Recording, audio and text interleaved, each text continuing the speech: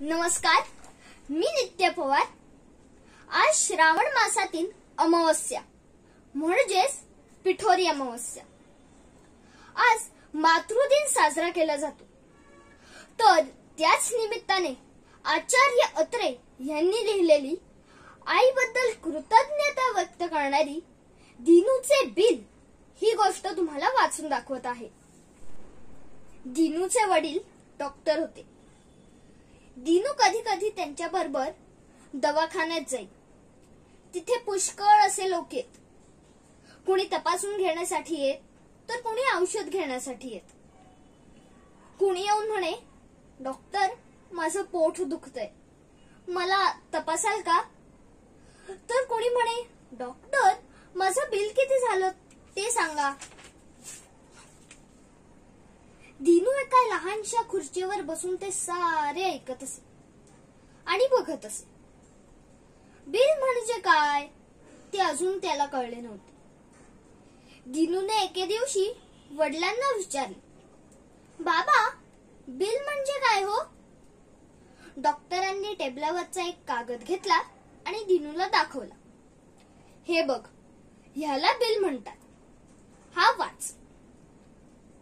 Doctor म्हणाले। दिनू तो कागद वाचू लागला। तपशील: रोग्यास तपासण्याबद्दल ₹5, पैसे 0। दोनदा घरी येण्याबद्दल ₹4। 8 वेळा औषध दिल्याबद्दल ₹3। एकूण ₹12। दिनू ते बिल कितीतरी वेळ वाचत होता।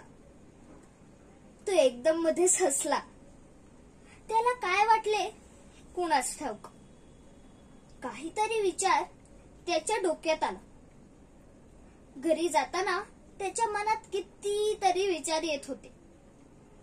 आपण आईची पुष्कळ कामे केली, मग त्याबद्दल तिच्या नावावर बिल का करू नये? मोठी गंमत येईल।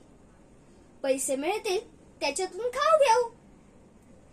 घरी गेल्यावर दिनू आपल्या खोलीत गेला आणि त्याने एका कागदावर आपल्या आईच्या नावाने बिल तयार केले। तर मित्रांनो, आता पाहूया दिनूने काय बिल तयार केले आहे। तपशील: आज बागेतून फुले आणण्याबद्दल ₹12। बाळाला 2 तास सांभाळल्याबद्दल ₹1। शेजारच्या काकूंकडे निरोप घेऊन गेल्याबद्दल 25 पैसे। वाण्याकडून सदरा आणल्याबद्दल 12 पैसे। एकूण ₹1, 49 पैसे। आई बसत असते त्या खोलीत दिनू हळूच ते बिल ठेवून आला। दुसऱ्या दिवशी सकाळी दिनूला उशाजवळ बिलचे पैसे व एक कागद सापडला। ते पैसे भरभर मोजून रुमालात बांधू लागला। कागद हातात घेऊन पाहतो तर काय, आईने त्याच्या नावाने बिल केले होते। तर पाहूया तपशील: लहानपणापासून आत्तापर्यंत वाढवल्याबद्दल काही नाही। 4दा आजारपणात दिवस रात्र जागून काळजी घेतल्याबद्दल काही नाही।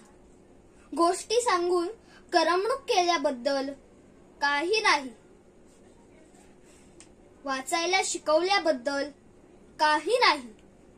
एकूण काही नाही। दिनूच्या डोळ्यात एकदम पाणी आले। त्याचा गळा भरून आला।